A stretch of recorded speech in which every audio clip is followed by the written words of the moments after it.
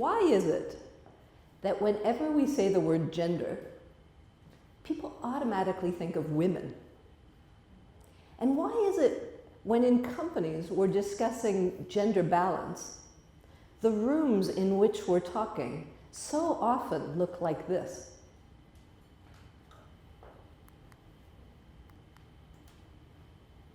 Why is it that companies seem to struggle so much in what they call engaging men in these discussions? Why is it that there are more and more places where women can get together to discuss shifts in gender issues? And there are a slowly growing number of places where men can get together to start discussing evolutions in masculinity. But that there are almost no places where men and women can come together to discuss the fundamental gender shifts that are affecting our lives, our work, and our businesses.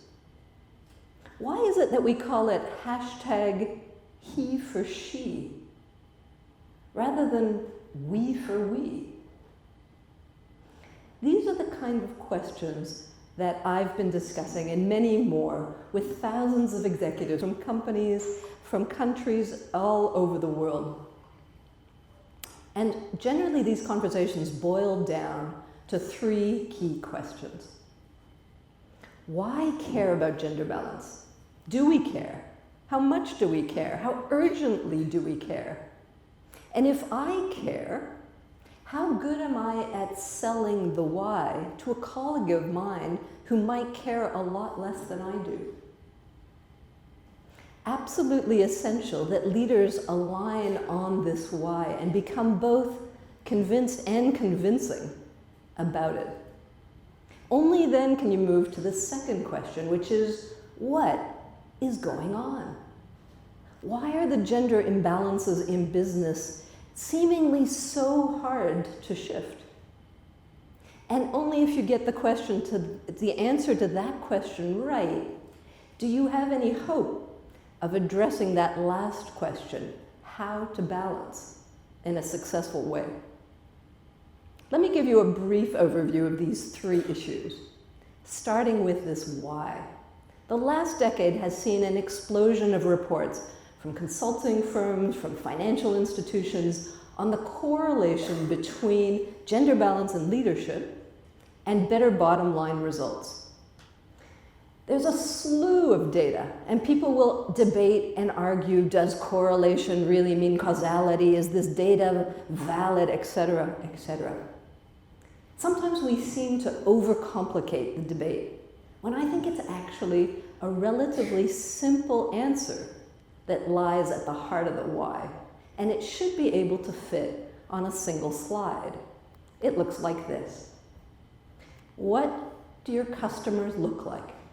And for most of our clients, whether it's from cars to computing or from the military to management services, your customer base is probably gender balancing and insisting that you do too. Then there's the talent pool. The reality today is that 60% of global university graduates are now women. This, by the way, is not good news. There is something seriously wrong we're doing to our sons. But before I address that in a future TED Talk, this one is, does business know how to tap into the talent currently on offer? And if your management and leadership teams, do they reflect the markets and customers you want to serve and the talent pool with whom you want to serve them? If not, it may be time to gender balance. But this pretty strategic, obvious discussion is often not the way the topic is framed in companies. The narrative today in too many organizations looks a lot like this. First, it's all about women. How many women have we got? And we need more. And we need a certain percentage, 20, 30, 40%, by a certain date. Used to be 2020, now it's 2025 or 2030. And we can show in most organizations that every year we're making a little bit of an improvement, maybe 1 to 2%, so that the story overall isn't so bad. It's looking good. We're making progress. For many of the senior men in organizations, it looks better. There are a lot more women than there used to be. That's true, but that's not actually the whole picture. And the whole picture looks a lot more like this. The reality in most organizations is something we call your gender jaws. And it's true that today, in most organizations, you're looking very gender balanced at entry-level positions. But then as you go up the leadership ranks, the percentage of women begins to drop, and the percentage of men begins to rise. This isn't something that happens only at the senior ranks, something that people have been referring to as glass ceiling. It's something that happens almost from the very first promotions, which is why we call this gender asbestos. There's something in the walls and cultures of our organizations today that seem to create these imbalances. What's really interesting then is how do leadership teams interpret pictures like this? And I would argue that for the last 20 years, they've been over-focusing on the bottom part of this graph. And they look at this and they say, my gosh, these poor women, they're not making it into leadership. Let's help them. And help them we have. We've seen an explosion of very well-intentioned efforts to empower women, coach them, mentor them, build their confidence, try and make them sound a little bit more like men, so maybe we can promote them. But I'd suggest that hasn't really delivered, and maybe it's time to question our question. What if we look at the top half of this chart? And what if we ask, what is it about the dominant group that seems to have a systemic preference for self-replication? That's a very different question and would yield a completely different set of solutions. So be careful. The questions you ask define the solutions you craft. This will be even more true in an AI-driven future. So what's really going on in organizations? I suggest they're made up of in-groups and out-groups. And the in-group is very often based on the original profile of the people who created the company. This may be years ago or decades ago. They have tended, up till now, to be mostly of one gender, and often of a single nationality too. And they're very successful, and they grow the company, and they create the rules and the culture and the leadership styles that are recognized as value creating. As they get bigger and bigger, and as they globalize, they have to start recruiting more and more people who look less and less like that original group. Now the challenge is the in-group absolutely does not recognize the existence of an in-group at all. To them, it's simply a meritocracy. The only people who see the in-group are, of course, the out-groups. And for women, what this has meant is that they were allowed in direct correlation to their willingness and ability to behave as much like the in-group as possible. The challenge is this has created some unintended consequences.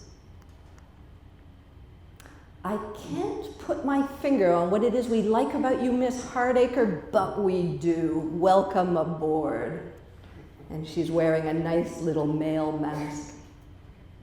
The challenge with this is that the next generation of millennials moving into organizations, who will very soon be 50% of the workforce, look at the supposed role models that we've developed and say, if that's what it takes to make it in this organization, I'm out of here. And then you have a retention issue or a promotion issue. What if we took a different tack? What if we recognize that for the last 50 years, we have been educating managers, both men and women, to be gender blind?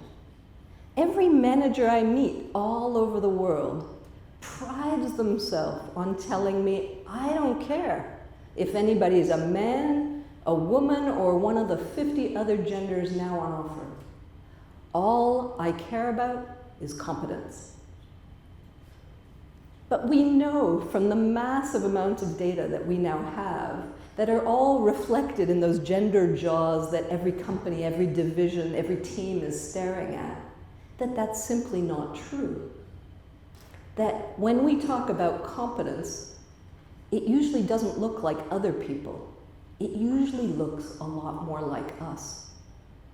And what we need to do for the next 50 years is educate managers not to be gender blind, but to be gender bilingual, to have a deep understanding of the differences between men and women, and then how to work across them, how to connect with 100% of the talent and 100% of your potential customer base.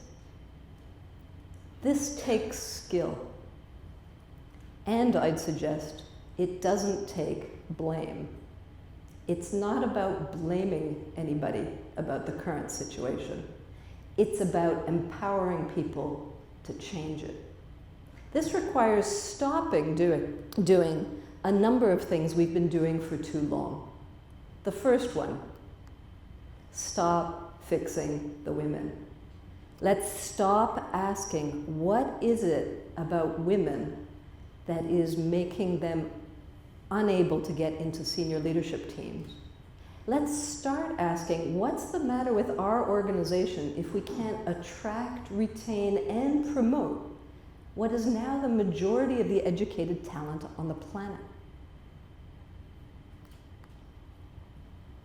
Who ever came up with the idea of calling women diverse? If women are 60% of the talent pool and 80% of consumer goods buying decisions in an ever-expanding range of sectors, why in the world would you refer to them as a diversity dimension? Women aren't diverse, but they may be your future. So maybe it's time to completely turn this topic upside down, to recognize that gender balance isn't a nice to have, ethically good for business. It's not something where you want to drag your most senior woman to head up another women's initiative, to create another women's network so that women can talk to other women about how important it is to gender balance. Instead, you've got to shift the entire subject. You've got to recognize and tap into the huge global business opportunity that is gender balance.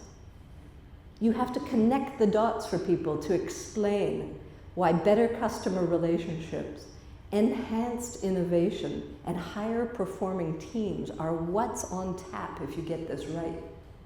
And the way to make sure it happens is for the CEO to lead it and for their management team to be accountable for the change. Organizations will never change by empowering women, but they will change when we start educating and empowering leaders to build gender-balanced organization. Thank you very much.